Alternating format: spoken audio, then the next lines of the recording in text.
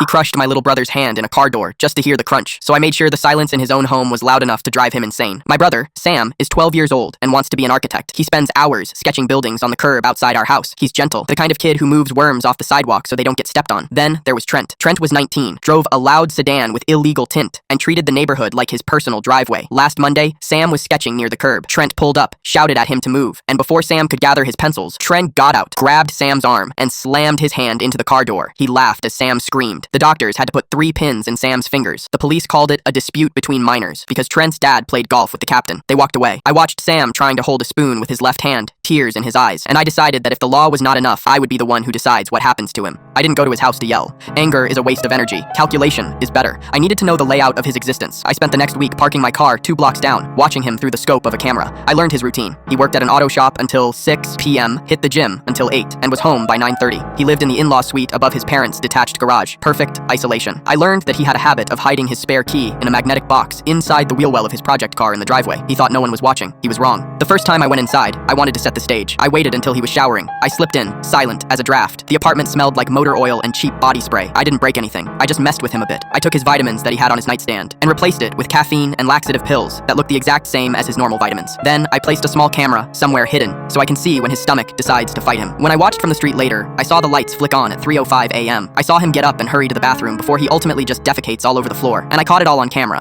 2 days later, I escalated. I went in while he was at work. I had printed a photo I took of him the night before, him sitting on his couch, eating pizza, unaware he was being watched from the window. I taped the photo to the inside of his microwave. On the bottom, I wrote, "You chew with your mouth open." Seeing him panic through the window like some 5-year-old baby was the most hilarious thing. The finale was a masterpiece of atmosphere. It was a rainy Thursday. The sound of the rain against the roof was deafening. I cut the power to the garage unit from the side panel. The lights died instantly. I was already inside, behind the door, but in front of him was a mannequin standing in the narrow hallway between his bathroom and bedroom, wearing a dark utility suit and a mask that looked like a smooth, featureless mannequin. I heard him drop his keys. "Hello?" he called out, his voice trembling. "Dad, is that you?" "Hello, Trent," I said in a super low voice. He spun around, fast, but I was faster, and knocked him out cold, leaving him on the floor. Silly Trent. I would end up dragging him to my car and taking him super far from the city. Finally, in the middle of some random town, I woke him up with some smelling salts. He finally woke up, and he screamed, a raw, terrified sound. I shushed him quick by taping his mouth closed. Unfortunately, I couldn't hurt him, so I stripped him from everything he was wearing and left him with his underwear on, and finally told him one last thing. "This is for Sam," and kicking him out of my car and driving off. I wish I could have done more, but that's the best I could do. 2 weeks later, he moved out of state to live with a cousin.